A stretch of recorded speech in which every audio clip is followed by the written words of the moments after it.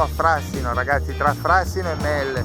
Non so se mi sentite perché non ho microfono, non ho niente. Comunque guardate che altro meraviglioso posto che ho a tipo 40 minuti da casa.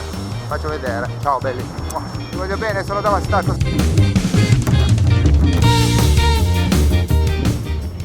E niente, oggi ci giochiamo anche la statale, chi se ne frega. Bello, come in America, la statale, andare in montagna, se ti beccano i carabinieri mi rovinano, porca miseria, ma non c'è una strada alternativa, non so proprio da dove passare. Non so da dove passare, passo di qua, quindi.